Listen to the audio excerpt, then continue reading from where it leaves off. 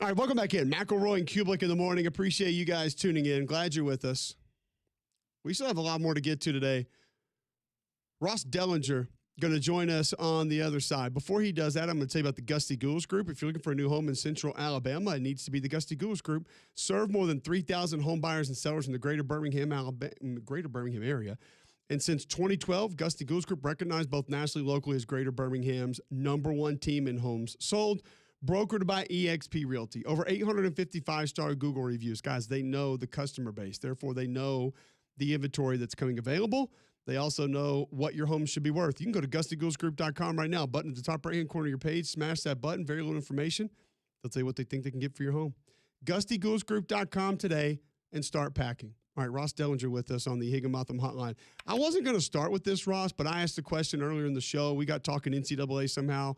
And I kind of said, thinking to myself out loud, is there a more thankless job in America than Charlie Baker? Then after saying it, I immediately regretted it, kind of like the NCAA making rules. There's always the underbelly of things that they don't look at before they enact them. And I thought about the context warriors that were going to come out here. Now all I'm getting online is, look how much he makes, maybe the overpaid person in America. Like, when you look at this, when what you know he has at his disposal, you know the job that lies in front of him, how do you view the job that Charlie Baker has done so far? It is a very difficult job in that it's a voluntary membership organization where the schools and the school administrators and the conference administrators basically run the NCAA and are your bosses. And they make the rules, and the NCAA's job, commissioned by the conferences and schools, is to enforce the rules. And what's going on right now in college athletics is that those rules that the schools make have been deemed against the law, basically, many of them. And so you've seen the NCAA change over the years, and basically those rules collapse based around decisions either that the NCAA makes to scrap those rules, or they're forced to eliminate those rules based on court rulings. So that's sort of that's sort of the issues that Charlie Baker is faced with. And look, I mean, one of the biggest reasons, or the couple of biggest reasons Charlie Baker was hired is to, I think, to move the NCAA forward in a way where it operates without breaking the law, without those rules breaking the law. But again, he's only able to enforce rules and make decisions if the schools let him, because the schools are the organization. They make the rules, they govern things. So, and then the other part of why he was hired, Cole, is to attempt to get federal legislation governing college athletics, and they've made some progress there. But up to this point, at least, they haven't gotten that legislation passed. Yeah, it's hard to imagine where it's going to go next. It's tough to see. From an eligibility standpoint, Ross, you pointed out late last week that there is a older rule, I believe 51-year-old rule, that could be sort of reenacted to help with some of the eligibility problems. Take us further into what may be happening here. Yeah, in 1975, the NCAA created what is called the Rule of Restitution, and it specifically is related to eligibility cases. So when a court deems an athlete eligible, despite the NCAA ruling the athlete ineligible, and the school plays the NCAA deemed ineligible player because a court has at least temporarily ruled that player eligible, then the NCAA, if it eventually wins that case where the judge has made a preliminary ruling, if it eventually wins and that ruling is overturned, they can go back and penalize a school for playing an NCAA deemed ineligible player. And obviously right now with the sort of eligibility issues the NCAA is facing, we're seeing that could potentially play out. And for the first time that I can recall, the NCAA actually put that in writing in two briefs, legal briefs filed earlier this month. The NCAA put that they basically, without getting too detailed, the cases are in Memphis and around San Diego State, athletes that played this past year at those two schools. They were athletes who were football players who were deemed ineligible by the NCAA, but ruled eligible in a preliminary decision from a judge. And the NCAA is arguing in both cases the same. They want those trials to continue, even though the player is done and they played last season and it's over, right? They want those trials to continue. And why do they want those trials to continue? Because if the NCAA wins those trials, it overturns the preliminary ruling from the judge allowing those players to play this past year, which would mean they could, as the NCAA said in the filings filed earlier this week in those cases, that the NCAA could implement or impose the rule of restitution and potentially penalize Memphis and San Diego State for playing an ineligible player if the NCAA goes on to win these cases. So we'll see if the NCAA really will penalize these schools. Again, Cole, I go back to the original question you asked me about Charlie Baker. The NCAA only can do what the schools ask them to do, and the schools create rules just like the eligibility rules, and they ask the NCAA to enforce those rules.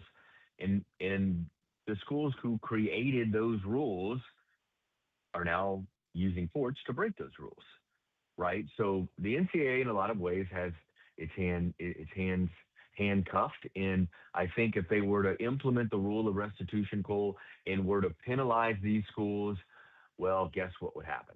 The schools would likely file lawsuits and again turn to the courts. Mm. It's wild to think about what he and the NCAA are up against right now. And it's just so easy, Ross, for us to not look at it that way because they've screwed so much up for so much time. And I guess that's a little unfair for me, probably you as well. I know you've had conversations with Charlie Baker, and he'll admit fully how for such a long period of time they did not do the right thing. They messed things up. They missed opportunities to make this right. And I just don't think a lot of the general public understands that they understand that. But there has to be some sort of control. There has to be some sort of guidance, and he just doesn't have a lot of power to be able to yield that.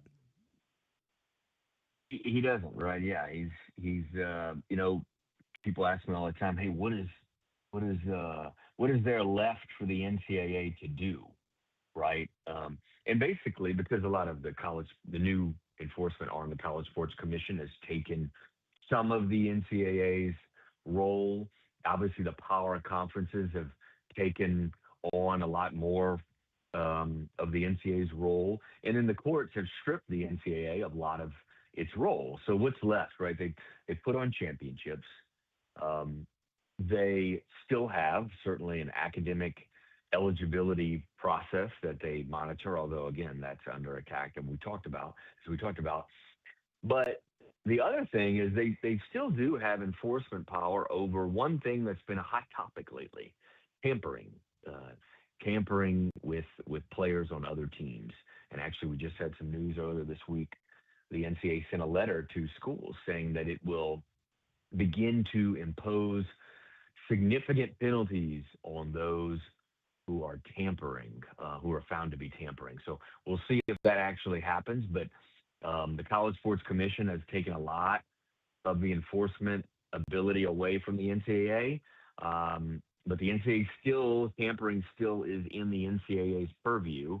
And we're now at least seeing that the association plans to expedite investigations and penalize schools in a significant manner. Yeah, wild to think about exactly kind of where that may go next and what that's going to look like. We bring up leadership sometimes, and everybody likes to have this fun conversation about a commissioner for college football and a leader for college football. I think it sounds great in theory, Ross. I think it would be a great idea in theory. I think there are some really good candidates for us. However, you have conversations with a lot of these conference commissioners, some presidents, ADs. You know how it really works. I personally don't see it ever happening because why would some of these leaders go hire people to govern them when all you're going to be doing is enabling more punishment and taking opportunities away from your teams and your league? Do you see it more on my end of no one's ever going to really do that to allow themselves to be governed by someone else? Or do you see it more as that there will be an individual leader of college sports one day? Well, I think what's a little bit ironic is, everything we're talking about with the NCAA and all the problems that the NCAA has, any other sort of entity created with a leader, like a president or commissioner type, like you're talking about, would probably face a lot of the same issues. In fact, the College Sports Commission, which was sort of created as another enforcement arm by the power conferences to enforce the House settlement and the revenue sharing and all that, it's already facing similar issues that the NCAA has faced. And those issues are going to continue to persist, honestly, until one of three things happen, Cole. Number one, the schools abide by rules. So good luck with that Yeah. happening. Number two, there's federal legislation that governs college athletics in a way that creates maybe what you're talking about, and that provides some kind of protection from court rulings that collapse rules and regulations. Or number three, there's a collective bargaining agreement with players or players of a certain sport, and you actually have rules and regulations sort of codified in that agreement. So until any of those things happen, you're going to have any kind of new created body or overall leading president or commissioner have issues with courts and have issues with schools who want to break the rules. I don't think there's any doubt. Ross, I want to go back quickly to that sort of the quote that you shared from the NCAA earlier this week. Pursue significant penalties for tampering.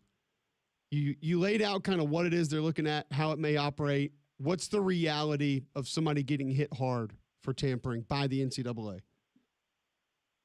Well, I mean, they certainly, the board of directors, which again, by the way, Division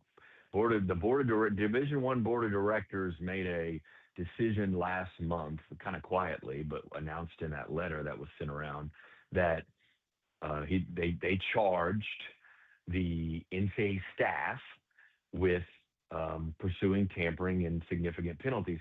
Again, it should be noted that Division I board of directors are made up of university presidents, right? So the schools are telling the NCAA staff, hey, enforce these rules to a significant degree for us, right? How much will they? I don't know. And what is a significant penalty, right? Is it a coach being suspended for a game who's found to whose school or who was found directly to be tampering with players? We saw Dabo Sweeney at Clemson come out in a press conference and accuse Pete Golding for directly tampering with a player. We've seen some Ole Miss officials point the finger at Lane Kiffin and LSU for doing the same. So is a coach suspension? Is it scholarship reduction? Is it a big fine? What will really be a penalty to curtail tampering?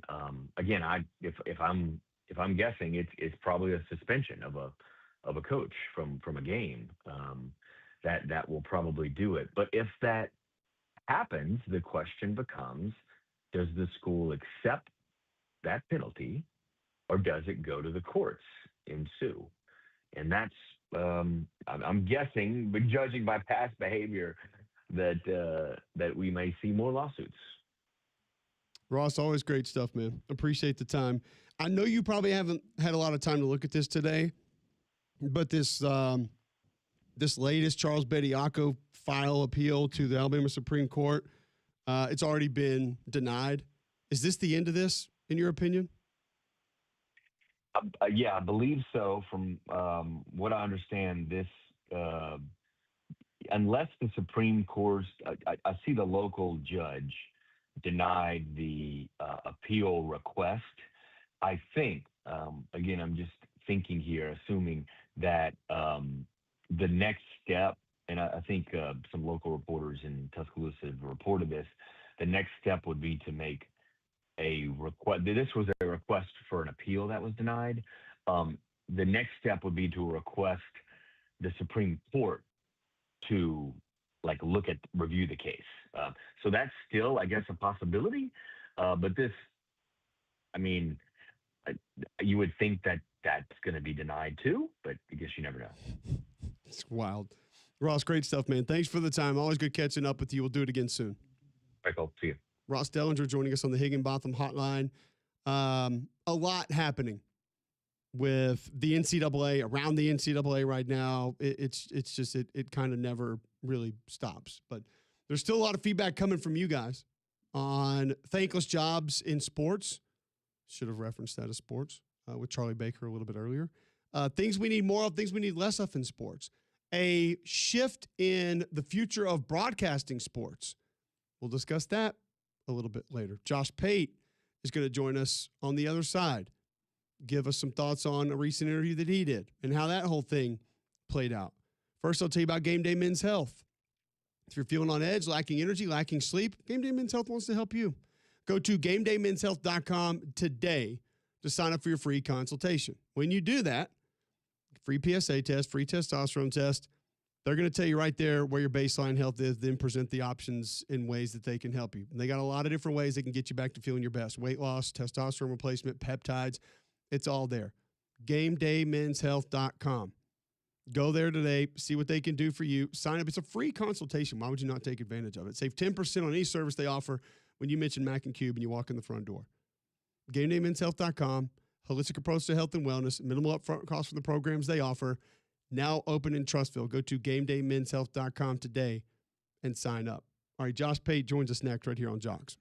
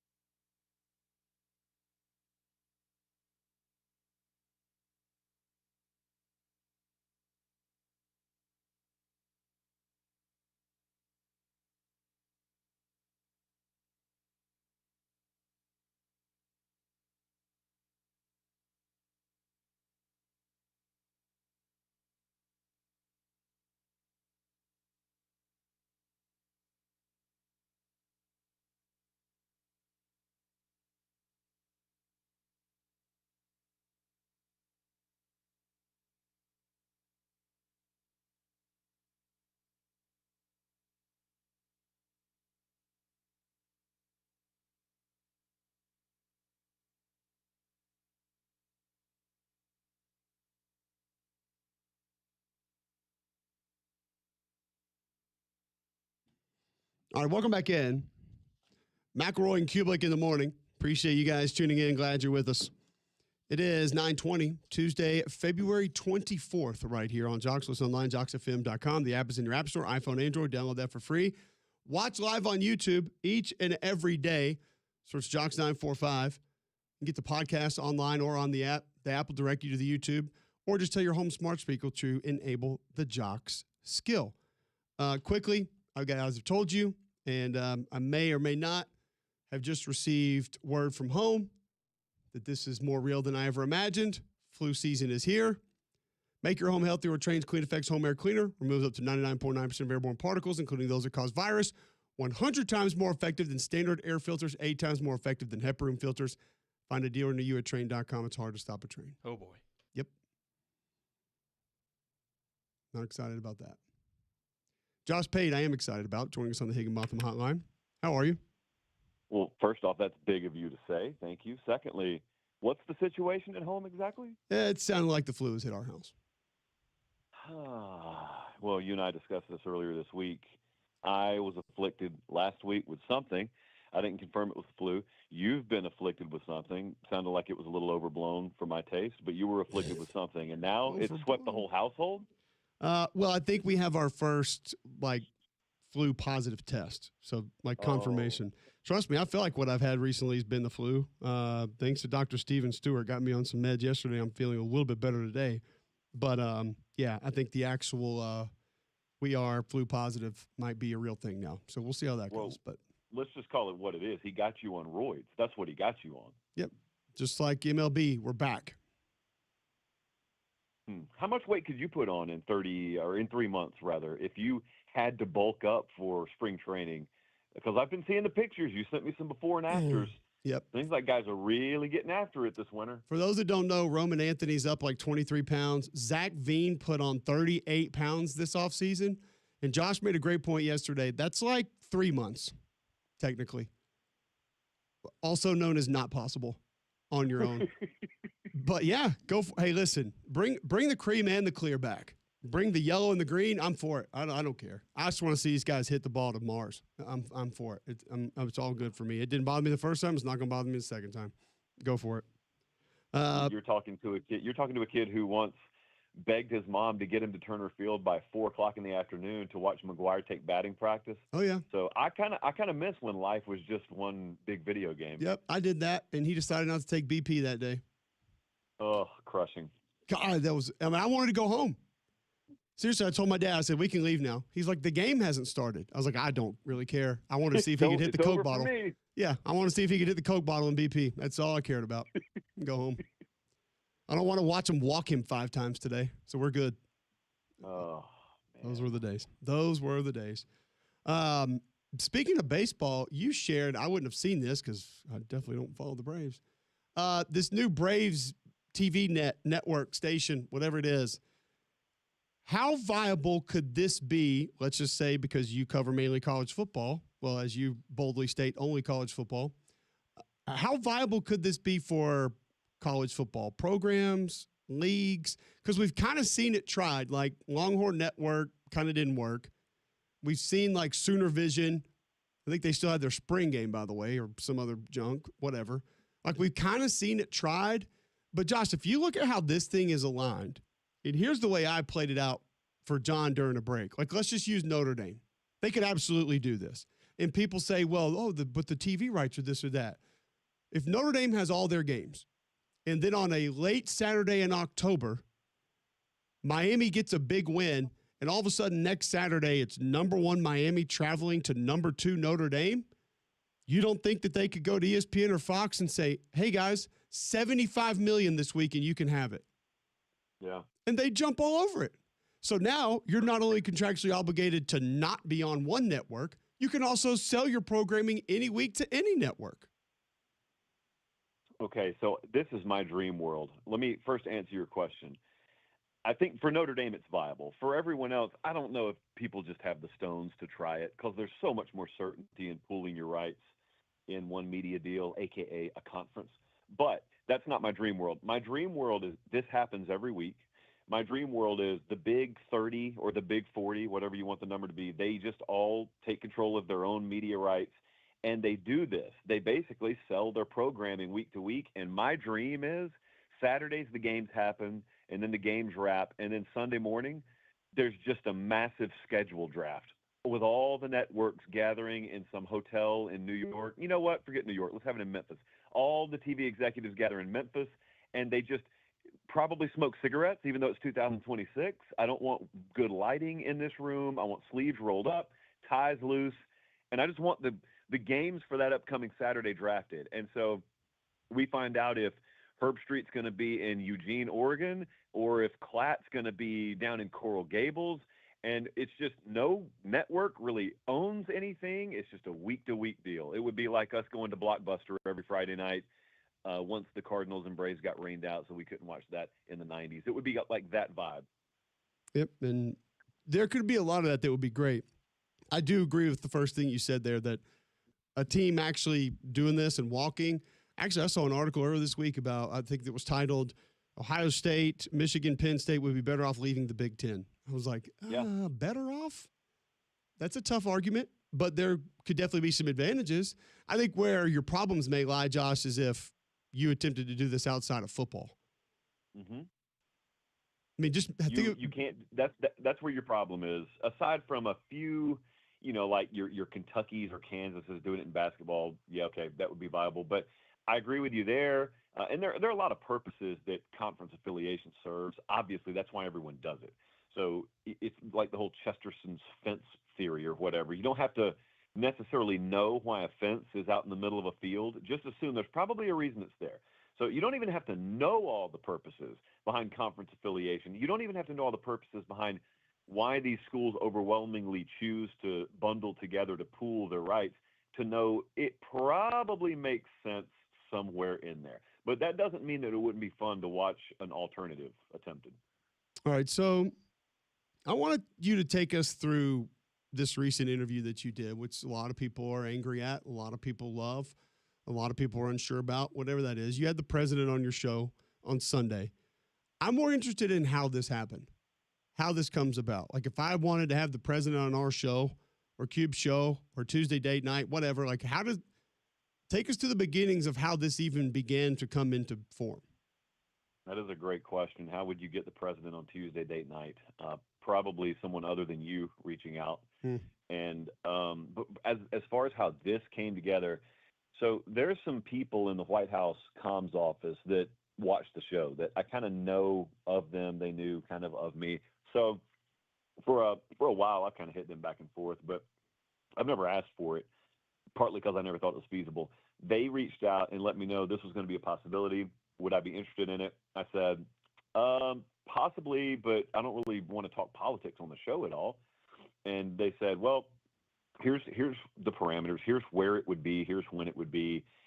Let us know. And obviously, like, we would trust you. We're not going to give you any parameters, tell you what you can and can't talk about. Literally, that's how it went. And so we ended up going down to Rome, Georgia last Wednesday night.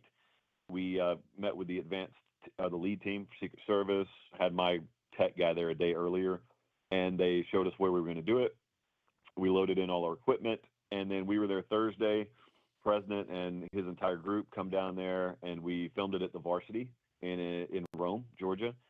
And it was really, really interesting. I told you yesterday, I think I'm kind of as fascinated by the logistics of moving a president as I am whoever the president is at that time. But it was really, really crazy to just see the security mechanism. Normally, if we were to see the president, we'd be at a sporting event. So, there's a ton else going on at a sporting event where your sensory is already on sort of peak, high alert, adrenaline, whatever you want to call that. This is being in a very, very intimate place. President's coming to you. And then all of a sudden, you hear those sirens off in the distance, and then you see that motorcade pull up, and you see 47 cops and a helicopter and all that stuff. And it's a big deal. It's a big operation. So he comes in. He and I talked a little bit before we started rolling, and then we rolled for, 15 minutes or so. We ended up using about 10, 12 minutes total, I think, run time is what we had. Originally thought we were going to have 30 to 40. And then they got out of Washington way late that morning. Something ran way long, something about foreign dignitaries, which I don't think should overshadow college football, but whatever. And so they came down there, and we had to truncate our timetable a little bit, and we did it. We ran it Sunday night. Some people liked it, some people didn't, and that's where we are right now. Here it is. So a lot of people wondering sort of how it happened, how it came to be, how it came into fruition. I don't know. I hate saying what's the feedback been, but how have you felt about the feedback? I guess I'll say that. So it's layered. The feedback in terms of people who have reached out to me that I've gotten has been overwhelmingly positive. I don't know that a single person in our business has reached out to me. I've heard some comments, but no one's reached out to me personally with negative comments. But so the one layer that I underestimated of feedback from the audience, which I'll probably address on our Thursday show, is there is a not so insignificant group of people who are going to go to college football programming to escape from all that stuff. I know that. Like, that's how I view sports programming. So I don't want my sports programming politicized at all, and I don't really care which side it leans. I don't want it, period. And so I looked at this as a balance. Should I have the President of the United States on the show? Because first off, that's a once-in-a-lifetime opportunity just for you personally. Secondly, that's the biggest political figure in the world. If you claim your show is sort of an apolitical space, which is free of politics, is there a risk here? And then another side of me said, well, maybe you just keep the theme of it apolitical, the content of it is apolitical, which it largely was. And it's also relevant to bring him on during this particular moment in college football, because there's really never been more overlap between Congress, between the executive branch, and where college athletics is right now. But then the counter to that is, can you get him to dive deep on that? So there were a lot of, pro and cons on the list, but the feedback has been, some of it's been positive, and then of course you've had an army of negativity, probably from people who were going to be that way no matter what, which is cool. But there's a chunk of the audience that didn't like it just because we don't even care if we agree with this person or disagree with this person. We don't think this person should be in this space, because this space we want free of that, which I probably underestimated a little bit. I understand that. I'll probably talk about that a little bit more on Thursday, but it's certainly been a learning experience. I'll say that. All right, so let's move on to another portion of your show that you did this week, and that is ranking college football coaches. I'm always interested. I talked feedback a little bit earlier. What's your feedback from that you get? You do this on an annual basis. What do you hear from coaches? That they're angry, that they're upset, that they don't like you anymore, they're not coming on your show? Like, what's your feedback? Because I'm not going to do it. I'm not putting myself out there with coaches like that. It ain't happening. Let's see, we put a top 10 out. I probably heard from 5 of the top 10 yesterday. None of it was angry. One dude probably was surprised at how high he was ranked. That was refreshing. And largely, it's just a bunch of people I'm going to go sit face-to-face with in the next month and a half anyway. So it's all good-natured. But the feedback that I got from the general public, it always just confounds me that if I do these top 10 lists, it could be programs, it could be coaches or whatever, I'll sit there and, like, between Kirby Smart and Ryan Day, I sat there for 15 minutes kind of going back and forth. I really thought it was 51% this way, 49% that way, but there's no slam dunk, especially if you're trying to weigh what I weigh. My entire bundle of criteria is I do a rolling 3-year blend of your on-field performance, of your talent acquisition, relative talent acquisition. I do how strong is your organization, how strong does your culture feel, how good have you hired, and then there's this slight forward-leaning element, very slight, sort of a predictive, hey, what do I think's around the corner for you? So you don't go wrong with Kirby or Ryan Day. I don't even care if you put Cignetti number 1, because his past 3 years have been insane. But you put Ryan Day number 1, and you get this group of people who come at you like Ryan Day should give me the top 5. Like, how could anyone ever be taken seriously putting Ryan Day over Kirby Smart? Well, I don't know. Their records look very comparable. Their talent acquisition is very comparable. One of them's got a national championship in the past 3 years. The other one doesn't. At the very least, that's debatable. So we had that, and let's see. A lot of people thought Sark should be higher than 8. Of course, they didn't tell me who he belongs above. They just, in a vacuum, said he belongs higher than 8. I put DeBoer at 7, and you had a bunch of people who thought he should be higher, and then you got a bunch of other people who don't think he should be ranked. And mind you, no one's giving their counter criteria. It's just a bunch of screaming, which is what we need in February, frankly. That's all we need, and that's all we want. I brought up something on the show last week that we talked about here because we had a couple of people saying we actually played Joel Klatt's audio on Alabama, stock down, and how they couldn't bounce back and so many things were bad and different, whatever. And it kind of brought us to this question on this show. Like, what do we know right now about teams? Like, we pound this table sometimes on, they're going down, they're going backwards, they're trending up, this, that. How can we know? And it's odd, Josh, because I feel like we've moved into this vacuum of you are as good as what you have gotten better out of the portal to replace what was not great on your team prior. And that's it. We draw the line right there. Like, we're not allowing for development anymore. We don't care about recruiting. We care about recruiting, but then we don't want to talk about it. Like, I mean, the perfect example is in his quote. I'm not really picking on him. It's just it allows for great talking points. Like, Ty Simpson was the best thing they had on their team last year by a mile, which I would wholeheartedly disagree with. He obviously didn't watch Parker Brailsford or Josh Cuevas or Jeremy Bernard because those guys were really great. But if you say that losing Ty Simpson is going to crumble your team or your program, then you didn't get excited when Keelan Russell came to town?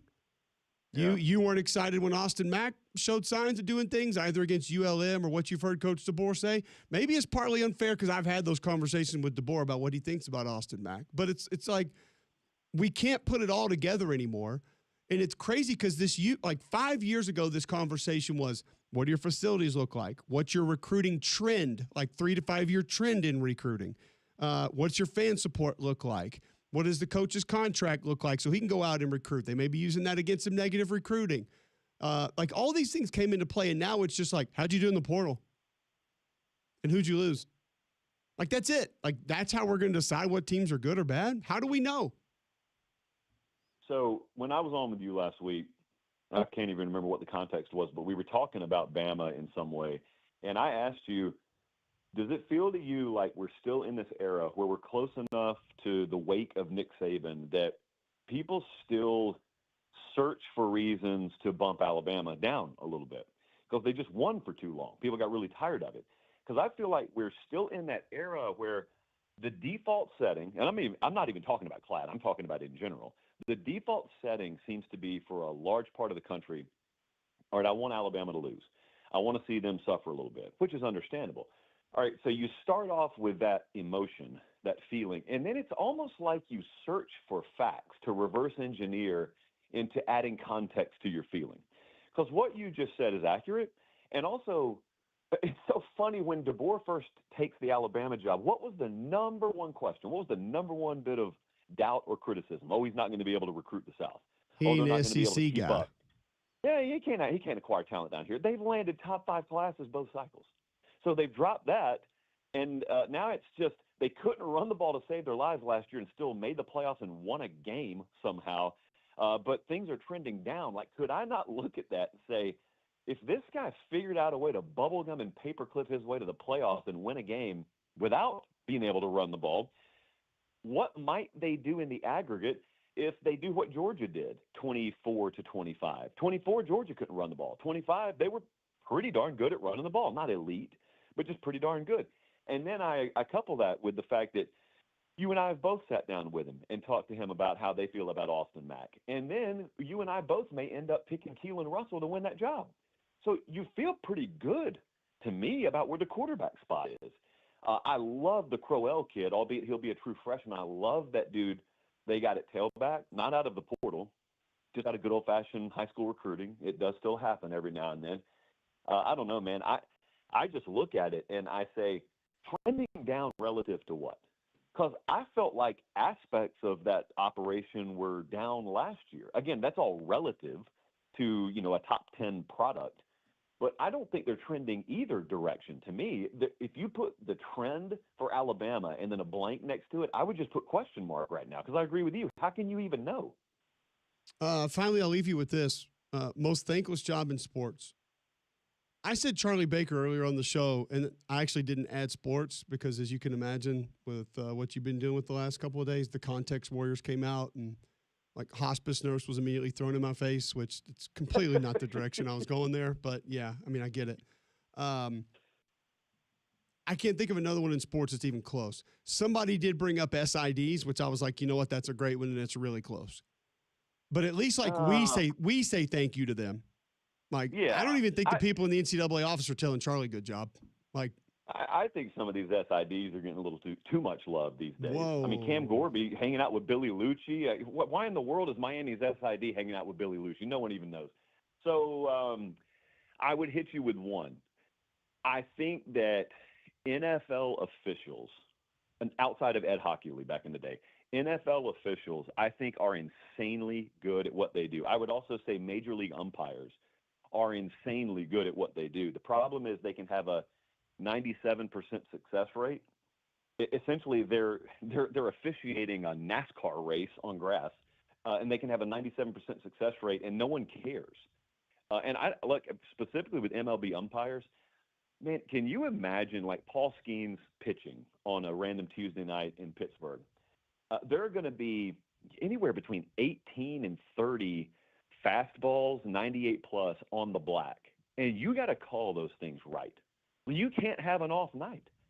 And I've always marveled at that. And they make some bad calls every now and then that gets blown up, and they're terrible, they're horrible. I don't think I ever hear anyone praise pro officials in any sport. I don't ever hear it. How about any officials? Yeah. And I take shots at them too, but I take shots more at how ludicrous things like not making them available to explain things post-game in college is.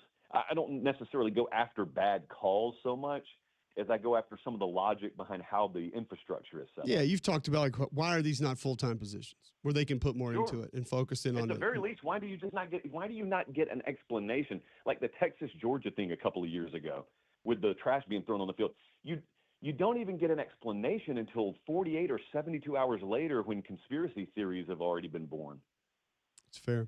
Thanks for hopping on today. We appreciate it. Always fun. Look forward to doing it again soon. All right. Love you too. Take care. Josh Pate joining us on the Higginbotham Hotline. John, I have a major question for you. Okay. It's are you in or are you out? We're going to have to do it on the other side, though, because we're a little bit limited on time for the rest of the show. And we'll ask John, yes or no, on a big announcement. Maybe bigger than a 4-point field goal. Oh, my. That's saying something. Next on Jocks.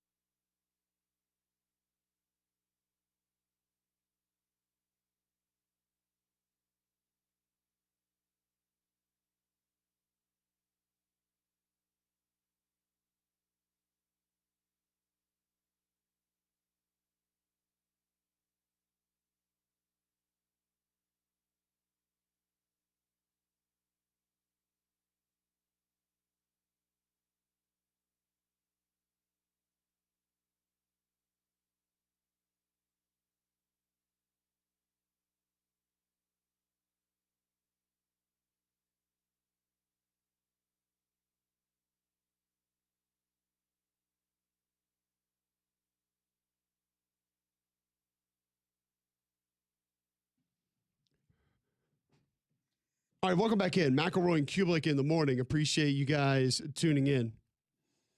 It's chilly today. 21 degrees when I left the house, which means you better have that insulation rolling. If there are drafty portions of your home, you're probably going to feel them today. You're probably going to know that that's coming. I have a question for John Saber. Damian has stepped back in. We'll ask him too. It's going to depend on this. I don't know if you were ever out on a particular item from this place, but I want to know if this brings you back in if you were out on that item, or maybe makes you more in if you sort of walked away from it at some point in time. But if your home does feel drafty, if you do have poor insulation in certain parts, you need to call Noble Eagle Insulation today, 205-490-2933, 490-2933. They've been in business since 2013, established and trusted, Birmingham-based, veteran-owned insulation company. There could be just one spot of your home you feel like, hey, a little bit too much cool air coming in. And when it gets this chilly, you can definitely feel it. They can spray one small portion. They did that for us. Entire attic, entire basement. Great people, great service. They have the crews that can respond to you quickly. So go to nobleinsulation.com, especially on days like today. And listen, then the warm weather's coming right back, so you don't want to have to pump the AC more than you need to. Save on those energy bills. 205-490-2933 or go to nobleinsulation.com. John, where are you on the Big Mac right now? Might be overrated because I've only maybe had 2 in my life. Oh, okay. Damian? I mean, it's fine. I like the Big Mac. I couldn't tell you last time I had one. Right. The Big Arch, I feel like NIL deal just waiting to happen. It's right there, yeah. Okay. Drops nationwide March 3rd. Okay. Now, tell me if you've heard something similar to this before. 2 quarter-pound patties, a new Big Arch sauce, 3 slices of white cheddar cheese, and onions. So they had this some time ago. We actually advertised it for them. They called it the Grand Mac. It was a Big Mac, but with quarter-pound patty on there. I was like, oh, that looks good, but also a bit much. But we're doing an uppity version of it. 2 100% Irish beef patties. I'm going to repeat that. Irish beef patties. Okay. Sorry, All right. Sue, what? Is there any relevance for that for anybody? Oh, maybe. I don't know. Have you seen what fast food meat looks like? It has like the little Irish quality seal. I didn't know Okay, that was a all right. thing. Oh, okay. Yeah. So it's the St. Patrick's Day run. March 3rd. Yeah. So yeah. There you go. So yeah. I got you. White cheddar cheese. Well, you fancy, huh? I got money. Okay, then. It's like the Boys to Men Big Mac.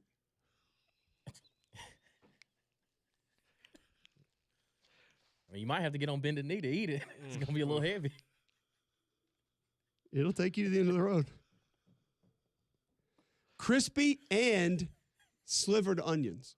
So if you need bad breath, this sandwich Yeah. is there for you. Well, that's a double up. Okay. We don't. Rubik's Cube would have a field day with this one, yes. So you not only get your regular onions, but you also get fried onions.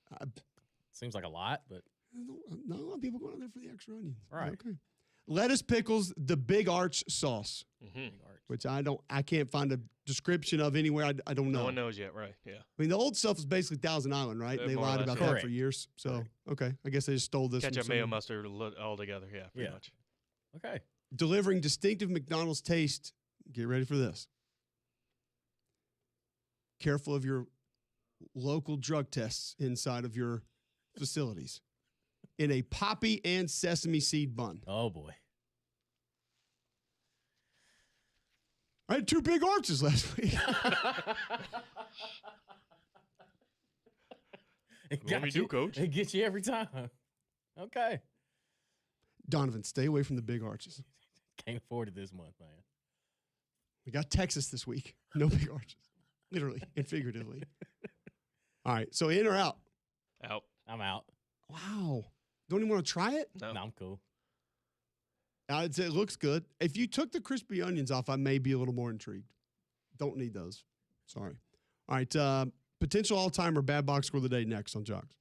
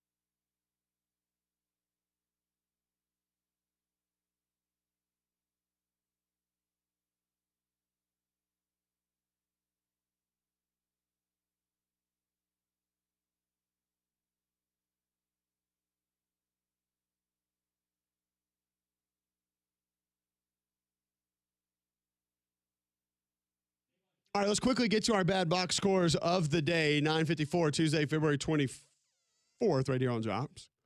JocksFM.com, where you can get everything you need. Take you to JUCO softball.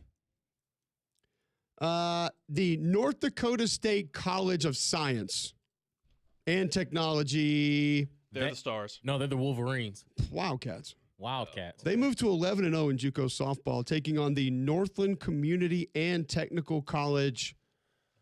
They're the Rams. Bison. Pioneers. Pioneers. And their journey on the Oregon Trail ended 31-0 Okay. Whew. in college softball.